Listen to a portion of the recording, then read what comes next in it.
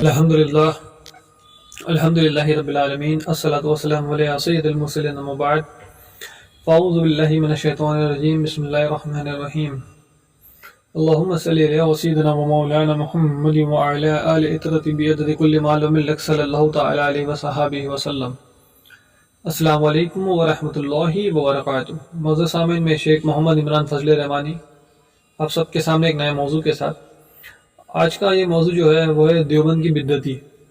دیوبند کی بدعتی کتنے بڑے بدعتی ہے دیوبندی، آج ہم انشاءاللہ بتائیں گے، اور کس طرح کے ہیں یہ الزامات ہم پہ لگاتے ہیں۔ یہ الزام کا جواب بھی ہم انشاءاللہ انہی کے گھر سے دیں گے، پہلے حدیثوں سے بھی دیں گے، پھر ان کے گھر سے بھی حوالہ پیش کریں گے، اور ان پہ لعنت بھیجیں گے کہ کم از کم اپنے گھر کی کتابیں پڑھ لیتے تو زیادہ بہتر ہوتا۔ لیکن افسوس صدا افسوس ان دیوبندیوں پر، بغض اعلیٰ حضرت میں یہ نہ آئے، کچھ دیکھتے نہیں آئے بائیں شاید جو منہ میں آئے بکتے ہیں۔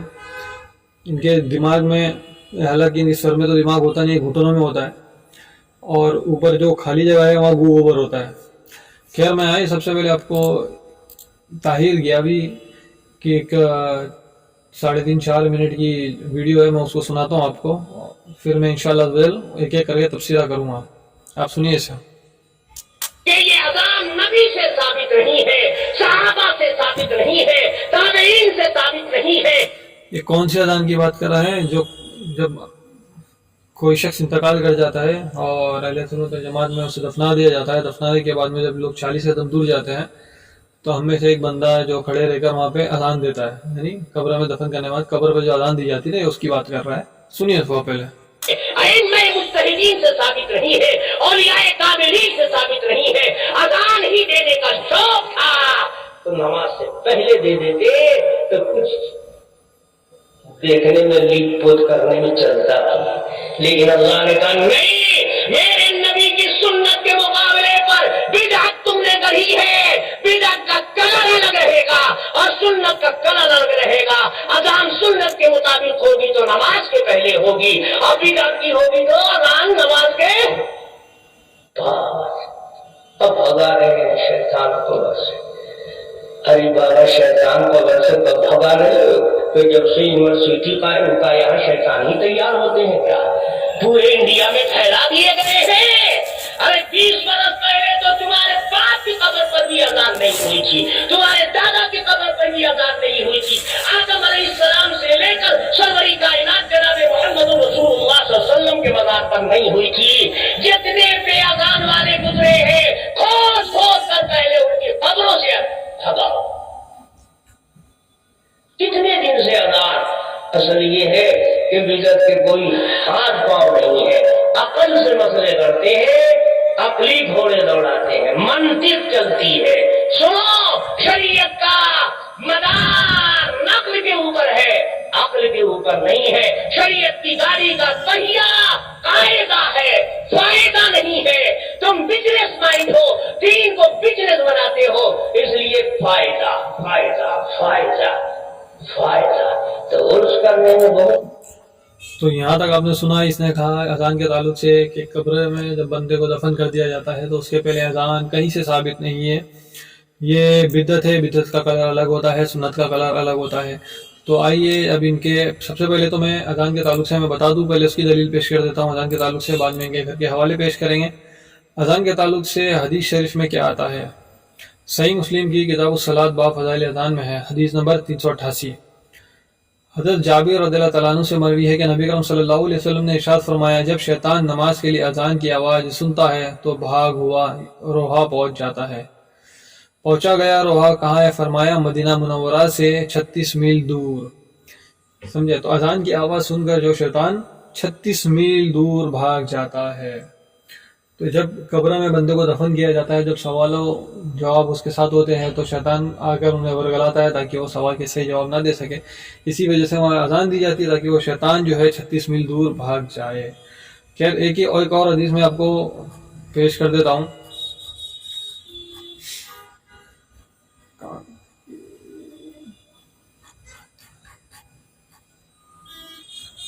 حدیث ہے امام بخاری رحمۃ اللہ علیہ کے دادا استاد حضرت امام عبدالرزاق، جن کی وفات ہے 211 ہجری، وہ اپنی کتاب امام عبدالرزاق المصنف جلد 1 صفحہ 487 اور حدیث نمبر 1837 پر نقل کرتے ہیں، جس کا مفہوم ہے، ترجمہ یوں ہے کہ حضرت عبداللہ بن سلام رضی اللہ تعالیٰ عنہ سے روایت ہے کہ رسول اللہ صلی اللہ علیہ وسلم نے فرمایا، شام کو جس بستی یا علاقے میں اذان دی جائے تو وہ صبح تک امن میں رہتا ہے، اور صبح کے وقت اذان دی جائے تو وہ شام تک امان میں رہتی ہے۔ اب سامعین یہ بتائے کہ اس بستی علاقے میں اگر قبرستان آ جائے تو کیا اس قبر کے مردے جو انتقال کر گئے، کیا وہ ایریا پورا امان میں نہیں آ جائے گا؟ اور اگر بستی یا علاقے میں کہاں کھڑے رہ کر دینا ہے اذان، تو اس کی تفصیل تو نہیں ہے وہاں پر، لیکن اگر میں اس بستی میں قبرستان میں کھڑے رہ کے اذان دے دوں تو کیا قبر والوں کو فائدہ پہنچے گا؟ نہیں پہنچے گا۔ تو بے شک پہنچے گا، یہ حدیث کے مطابق۔ تو اذان جو ہے اس کی اصل ثابت ہے کہ اذان دینا اور اذان کی فضیلت، اس کی اصل ثابت ہے شریعت میں۔ جس کی اصل ثابت ہو گئی اور اس کے بعد میں اس پہ عمل کیا جاتا، اسے بدعت نہیں کہا جاتا۔ اس کا جواب میں نہیں دوں گا، یہ دیوبند کے خود دیں گے۔ کتاب ہے فتاوی رشیدیہ، لکھا ہے کہ مصیبت کے وقت بخاری شریف کا خاتم۔ سوال ہے کہ کسی مصیبت کے وقت بخاری شریف کا خاتم کرنا قرون ثلاثہ سے ثابت ہے یا نہیں، اور بدعت ہے یا نہیں؟ تو اس کا جواب فتاوی رشیدیہ میں یوں دیا ہے کہ قرون ثلاثہ میں بخاری کی تالیف نہیں ہوئی تھی، مگر اس کا ختم درست ہے کہ ذکر خیر کے بعد دعا قبول ہوتی ہے۔ اس کا اصل شرح سے ثابت ہے، بدعت نہیں۔ رشید احمد کافی انو، فتاوی رشیدیہ صفحہ نمبر 173۔ تو آپ سامعین نے اپنے غور کیا اس بات پر، اس کے فتاوی رشیدیہ کے سوال و جواب پر، کہ امام بخاری نے بخاری شریف کب لکھی؟ نہ نبی کرم صلی اللہ علیہ وسلم نے کبھی ختم کیا، نہ صحابہ کرام نے کبھی ختمہ بخاری شریف کیا، نہ کبھی تابعی نے کیا، نہ طب تابعی سے ثابت ہے۔ ابھی یہ جو تاریخ چلا پکار چیخ پکار کر کے کہہ رہا تھا کہ حضرت آدم علیہ السلام نے کے وقت میں اذان ثابت نہیں ہے، اور وہاں سے لے کے نبی کرم صلی اللہ علیہ وسلم تک کے کسی سے بھی اذان ثابت نہیں ہے، تو وہ یہ ثابت کر دے کہ خاتم بخاری شریف ثابت ہے کیا؟ ثابت نہیں ہے، بالکل نہ۔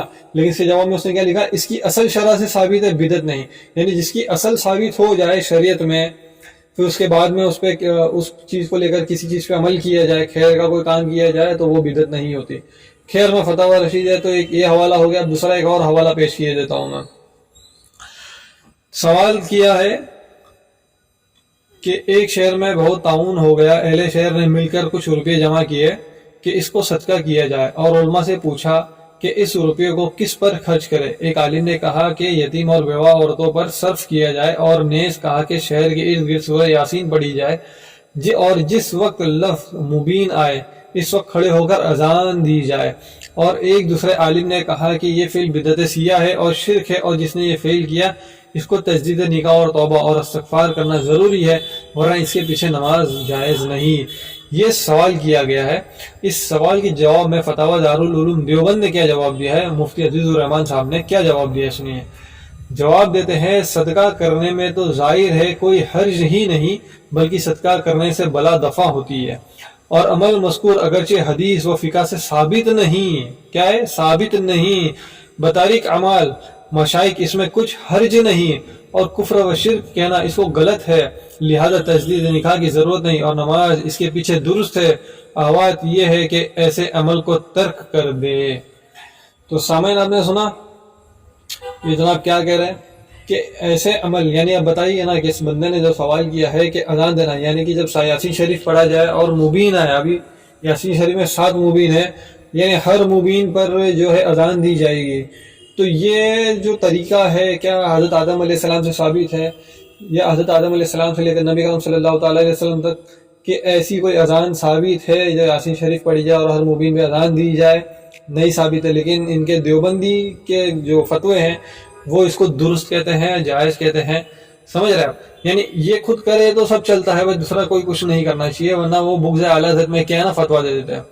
خیر اب آئے ایک اور حوالہ میں دے دیتا ہوں، آپ نے اسکرین پہ سے دیکھ ہی لیا ہوگا۔ اب ایک اور حوالہ ہے جس میں سوال کیا گیا تھا کہ یہاں پر بخار، ملیریا وغیرہ کی عام شکایت ہے، مسجد یا غیر مسجد میں کسی بیماری کے دفع کرنے کے لیے چند آدمی مل کر یا علیحدہ اذان دے تو شرعاً جائز ہے؟ اس قسم کی اذان کیا وقت نماز یا غیر وقت نماز میں کہی جائے تو جائز ہے؟ یہ سوال ہے، ٹھیک ہے۔ اب اس کا جواب دے رہے ہیں، کون دے رہا جواب؟ فتاوی محمودیہ مفتی حسن گنگوئی جلد 5 صفحہ 407 پہ لکھتے ہیں کہ جواب ہے، بلا کے دفیہ کے لیے اذان کہنا ثابت بلکہ مستحب ہے، بخار کے دفیہ کے لیے اذان کہنا ثابت نہیں۔ شرن دفع بلا کے لیے اذان اس طرح کی کہی جائے کہ اذان نماز کا استباح نہ ہو۔ سمجھے سامعین آپ؟ تو یہاں تھوڑی اذان الگ ہے، ان کی اپنی اذان الگ ہے، اللہ اکبر، اللہ اس کا رسول بہتر جانتا ہے کہ ان کا کیا حساب اور کتاب ہے۔ بھائی جب ہم نے قبر کے مردے دفن کیے گئے وہاں پہ ہم نے اذان دے دی تو ایسی بدعت ہو گئی، ایسی بدعت ہو گئی تو ہمیں جہنم میں لے کے چلے گئے، لیکن ان کے یہاں تو سب جائز ہو جاتی ہے۔ یہ کسی نہ کسی طرح توڑ مروڑ کے ہر چیز، ہر بدعت کو اپنے حساب و کتاب میں لا کر کے اس کو جائز کہہ دیتے ہیں۔ ابھی تک میں نے آپ کو 3 حوالے پیش کیے، میرے حساب سے 3 حوالے کافی ہیں۔ انشاءاللہ عز و جل جب کسی دیوبندی مفتی میں یا عالم میں دم کم ہوگا ہمارے پاس اس سے بات کرنے کے لیے، تب ہم آگے اور حوالے پیش کرنے کا دم بھی رکھتے ہیں، انشاءاللہ ضرور پیش کریں گے۔ اب آئے وہ طاہر ریاوی کی آگے کی میں آڈیو سناتا ہوں، آگے اور بھی کچھ کہہ رہا ہے، اس کو بھی سنتے ہیں۔ دیکھا یار لوگوں نے، واہ واہ کیسا مبارک دن ہے اور کیسی پرنور فضا ہے، ایک دن میں سال بھر کی کمائی ہو جاتی ہے۔ ایک دن میں سال بھر کی کمائی، مطلب یہ عرس کی بات کر رہا ہے، ابھی آگے خود بولے گا کہ عرس کی بات کر رہے ہیں۔ اس سے زیادہ حضرت کا فیض اور کیا پہنچے گا؟ ہم نہیں کہتے، اگر دیوبند کہتا تو تم بڑے آسانی سے کہہ دیتے کہ یہ تو دیوبندی بول رہا ہے، یہ تو دیوبند کا فتویٰ ہے۔ ہم تم پوچھتے ہیں تم سے، صدیق اکبر کی خلافت میں سعودی حکومت تو نہیں تھی، نجدیوں کا اقتدار تو نہیں تھا، صدیق اکبر کی حکومت میں پورے بدر کے میدان میں احد کے شہیدوں کی قبروں پر کہیں ایک چادر اور کہیں عرس کا میلہ دکھا دو۔ آج بڑی آسانی سے کر دیتے ہو، وہاں تو ہم اس لیے نہیں کر سکتے کہ وہاں پٹائی شروع ہو جاتی ہے، وہاں ضرب یضربو کی گردان شروع ہو جاتی ہے، قانون کا کی تو سامعین آپ سمجھ گئے، یہ جناب کہنا چاہ رہے ہیں کہ عرس جو ہے وہ کہیں سے ثابت نہیں ہے، نہ نبی کرم صلی اللہ علیہ وسلم سے ثابت ہے، نہ صحابہ اکرام، نہ خلفاء راشدین، نہ عشرہ مبشرہ، کسی بھی صحابی سے، تابعی سے، تبع تابعی سے، کہیں سے بھی ثابت نہیں ہے۔ یہ بھی بہت بڑی بدترین سخت بدعت ہے، یہ یہی کہنا چاہ رہا ہے، ٹھیک ہے۔ لیکن آئے نا اب ان کے گھر کی کتابیں دکھا دیتا ہوں۔ کتاب ہے حکیم الامت کی ملفوظ، صفحہ نمبر 197، جس پر یہ آگے کی اس طرف ہی لکھا ہے مزار راشدہ پہ فاتحہ ہوتی چلی۔ چلیے یہاں سے آپ کو ایک فاتحہ کا حوالہ مل گیا۔ اب آئے میں عرس کی طرف یہ چلتا ہوں آپ کو۔ اشرف علی تھانوی کے دادا اشرف السوانح، آپ کو تو یاد ہوگا ان کے دادا صاحب مرنے کے بعد بھی مٹھائیاں لے کر آتے تھے، لیکن اس سے قبل بھی انہوں نے پہلے کچھ لکھا ہوا ہے کہ ان کے دادا کو مرنے کے بعد کہاں دفن کیا گیا۔ تو کہتے ہیں کہ جو پردادا صاحب ہے وہ ایک پیر صاحب، میں آپ کو چھوٹا سا شہن دکھا رہا ہوں، وہاں پہ آپ دیکھیے گا پیر سماع الدین صاحب کے مزار کے پاس ان کو دفن کیا گیا ہے۔ کس کو؟ اشرف علی تھانوی کے دادا کو۔ اور آگے وہ جو ہے مٹھائی کا پورا واقعہ لکھا ہوا ہے کہ مرنے کے بعد وہ شہید ہو گیا، وہ مرنے کے بعد مٹھائیاں گھر پہ لے کے آتا تھا۔ لیکن اس سے قبل وہ جو مین چیز میں پڑھانے کی کوشش کر رہا ہوں وہ یہ ہے کہ ان کے دادا کو جو ہے پیر سمیع الدین صاحب کے مزار کے پاس دفن کیا گیا، اور شروع میں بہت عرصہ تک ان کا عرس بھی ہوتا رہا۔ کیا ہوتا رہا؟ عرس بھی ہوتا رہا۔ اور کس کا عرس ہو رہا ہے؟ اشرف علی تھانوی کے دادا کا عرس ہو رہا ہے، سمجھے آپ؟ تو یہ سب سے بڑی بدعتی سالے یہ خود ہی ہے، دوسروں کو بدعتی کہنے والے یہ سب سے بڑے بدعتی ہے۔ ان سے بڑے بدعتی کون ہو سکتا ہے یہ بتائیے؟ یہ تو حد پار ہے کہ ان کے گھر میں سے ہی ایسی ایسی دلیلیں مل جاتی ہے، کیا سمجھے آپ؟ دوسرا یہ ہے کہ اسی کتاب اشرف سوانح کے صفحہ نمبر 64 پہ لکھا ہے کہ عبد القدوس گنگوہی رحمۃ اللہ علیہ کے عرس کا تھا، تو وہاں بھی لوگوں نے بے اثر وعظ کہلوایا جس میں بڑے بڑے پیرزادہ بھی شریک تھے۔ اب بتائیے، ان کے کتابوں سے خود ثابت ہو رہا ہے کہ دیوبندیوں ملاؤں کا، جن کو رحم اللہ بھی کہتے ہیں، رحمۃ اللہ علیہ کہتے ہیں، وغیرہ وغیرہ کہتے ہیں، ان کا بھی عرس منایا گیا ہے۔ اسی کتاب کے صفحہ نمبر 162 پر ہے کہ حضرت والا خواجہ معین الدین چشتی رحمۃ اللہ علیہ کے مزار پر حاضری دی اور مجاور سے کہہ کر فاتحہ کی۔